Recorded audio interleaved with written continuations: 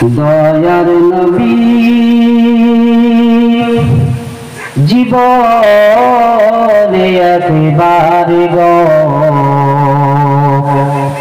সকলে আমার দেখা দাও গো। দয়ার নবী জীবনে একবার গো সকলে আমার দেখা দাও গো। তোমার ওসিলায় শান্তি পাব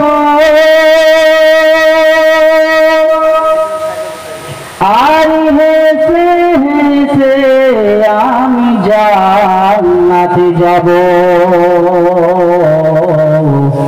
সকলে আমার দেখা দাও গো। ও নবীজি আমার একবার কাছে ডেকে নাও গো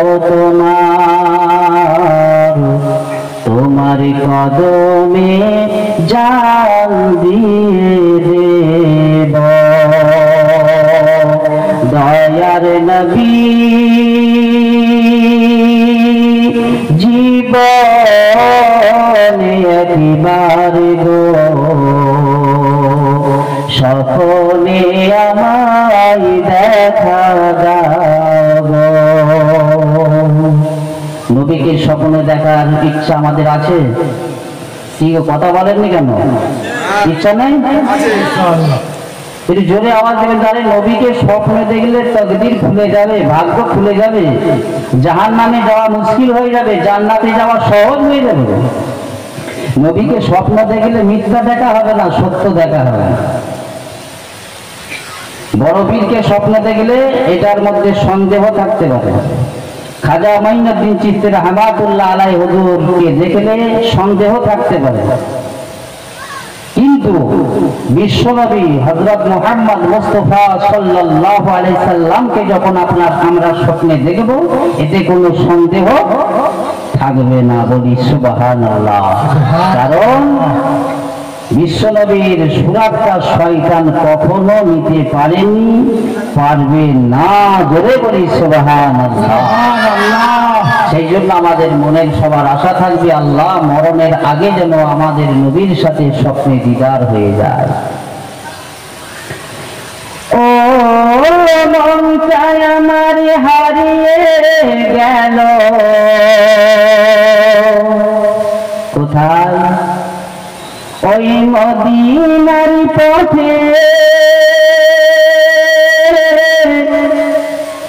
যেটাই খোদার রহমত ঝরে দিনে রাত্রে।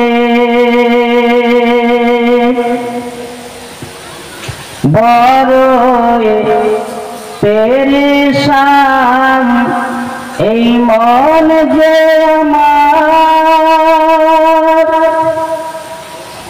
কবে হাই দু চোখে নবীর মাজার দেখিব।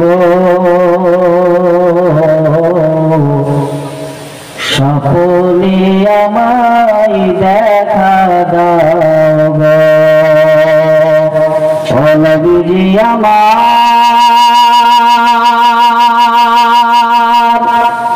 একবার কাছে ডেকে নাও গো তোমার কদমে জান দিয়ে দেব।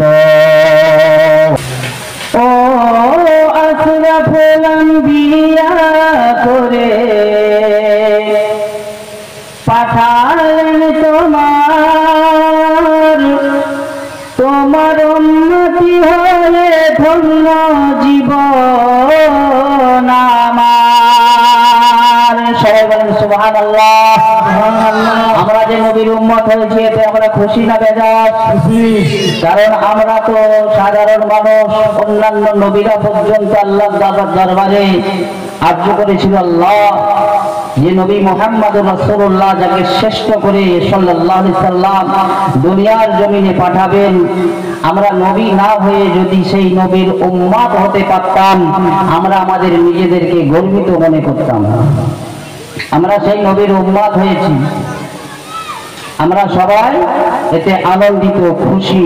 আল্লাহ দরবারের জন্য আরো একবার শুকরিয়া আদা করে বলি আলহামদুলিল্লাহ। আলহামদুলিল্লাহ।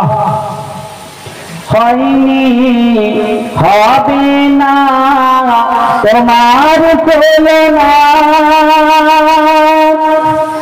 তোমার চরণে জীবন কুরবান করিব,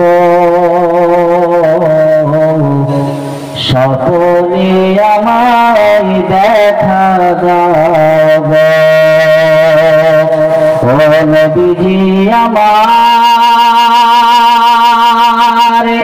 একবার কাছে দেখলাম গো তোমার, তোমার কদমে জান দিয়ে দেব। ও স্বপ্নে দেখি যদি নবীজি তোমার, রহমতি ভরে যাবে তাকদীর আমার, বলো দয়াময় আর কতদিন দুঃখের দরিয়াতে আমি ভেসে বেড়াবো, সফল